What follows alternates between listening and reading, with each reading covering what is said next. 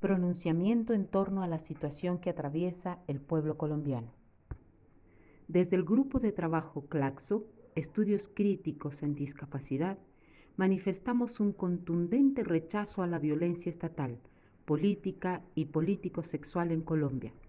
Y con la misma convicción, expresamos un abrazo solidario y de hermandad para el pueblo colombiano, especialmente para los sectores populares y más pobres, para las comunidades indígenas, afro, niños y niñas, jóvenes y todas las personas con discapacidad dentro de estos sectores, comunidades y grupos. Compartimos la esperanza de un pueblo que resiste en medio de la crisis sanitaria, social, política y económica. La violencia social y violación de derechos humanos en Colombia son problemáticas de larga data, históricamente manifiestas, pero se agudizan y recrudecen en el escenario de la pandemia por el COVID-19. Sin embargo, hoy no se trata solo de la crisis sanitaria generada por la pandemia, que ha develado las debilidades y corrupción del sistema de salud. Esta ha dejado en evidencia y agudizado la profunda crisis y las desigualdades económicas, educativas y sociales. En los sectores más vulnerados de la sociedad colombiana se anuda una crisis económica, social y política de gobernabilidad. Distintos activistas, filósofos, analistas sociales y políticos señalan que las violencias masivas, más allá de sus contextos, de sus actores sociales y de sus formas, a veces muy diferentes de manifestarse, siempre presentan el mismo rasgo común. Se trata de violencias de Estado. Así, las cosas, las y los colombianos están enfrentando los efectos de las guerras contemporáneas, donde para los estados su enemigo es interno.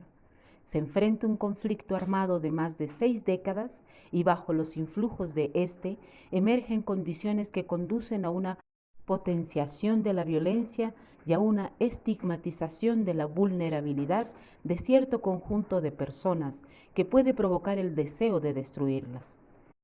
En otras palabras, y como lo describe la filósofa Judith Butler en su libro Marcos de la Guerra, bajo los influjos de la guerra se es capaz de manipular, controlar y potenciar el afecto con relación a la capacidad diferencial que tiene una vida para ser llorada. Se nos junta la crisis de la pandemia con los altos niveles de precarización de la vida y con ello privilegiados sociales en un confinamiento productivo que piden no salir a protestar para evitar el contagio. Desconociendo que para millones de personas la decisión está en morir de hambre o morir por COVID. Según un reporte del Instituto de Estudios para el Desarrollo y la Paz, Indepaz, abril 28, en lo que ha transcurrido del presente año, han sido asesinados 57 líderes y lideresas sociales. En cuanto a pobreza, según la CEPAL, en el 2020, esta incrementó del 31.7% al 38.7% y el desempleo en un 21.8%. Para el Departamento Administrativo Nacional de Estadística, DANE, la pobreza monetaria aumenta 6.8 puntos porcentuales, 42.5%. 21 millones de personas se encuentran en esta posición y el indicador de pobreza extrema subió al 15.1%, 5.5 puntos. La actual crisis en Colombia no puede atribuirse a la protesta social, como ha sido la intención del gobierno y de los grandes medios de comunicación. Claramente se trata de una criminalización de los movimientos y la acción social, que ha conducido a la división de la población colombiana.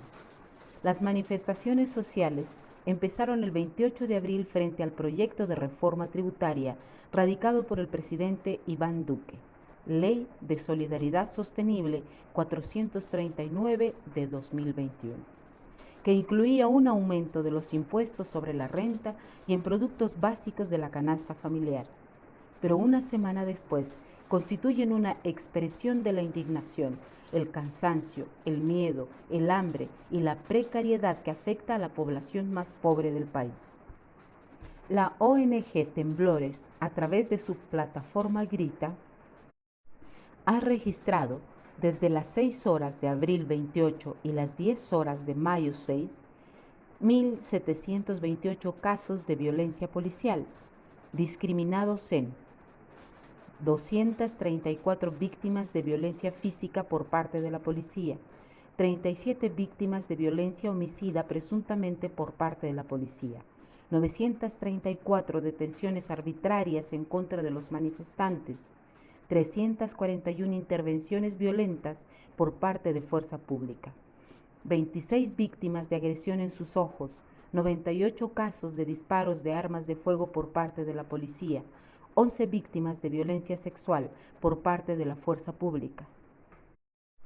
Las anteriores situaciones, solo por mencionar algunas, no son solo expresiones de las múltiples formas de violencia en el país, sino de diversas formas de discapacitación que forman parte de la producción social de la discapacidad. Estas muestran la historia reciente de la discapacidad signada por la guerra, el conflicto armado y por condiciones sociales, culturales, educativas, económicas y políticas, de forma que patentiza la desafortunada toma de decisiones de los gobernantes. Históricamente han sido los y las civiles quienes, forzados a desplazarse por la guerra, sufrieron y sufren las consecuencias de los ataques armados, resultando en el daño a sus cuerpos, como también, más generalmente, de sus derechos fundamentales. También han padecido las consecuencias los y las habitantes de las ciudades atacadas. Esas guerras, a diferencia de lo que ocurre hoy, eran entre dos estados, y aún así las lesiones y sufrimiento de los civiles era abismal. Ahora, como sucede en Colombia, el Estado-Nación ataca no solo a grupos de civiles desarmados, sino a aquellos pertenecientes a las comunidades más vulneradas, con lo cual se expresa el abuso de poder y la crueldad que un Estado puede ejercer sobre civiles. Las personas con discapacidad están luchando y siendo violentadas en este marco. Un Estado que, rebasado por los argumentos y palabras de quienes buscan justicia, decide, ante la falta de respuestas loables, responder con represión y violencia genocida a las demandas justas de la sociedad negada, no escuchada y no reconocida. La mirada capacitista desresponsabiliza al Estado, individualiza y responsabiliza a las personas de su capacidad de resiliencia para superar las adversidades. Son las juventudes, los y las estudiantes y sus familias quienes de manera cruda han recibido desde abril 28 las más violentas formas de represión. Han sido heridos, asesinados, detenidos en forma arbitraria. La violencia estatal y del gobierno colombiano son incapaces de escuchar y dialogar con la ciudadanía en momentos de gran precarización e incertidumbre. Lo anterior se expresa entonces en la represión estatal, en las múltiples restricciones de las libertades, negación de la dignidad, de la libre expresión, del derecho mismo a la protesta y de los derechos básicos de subsistencia.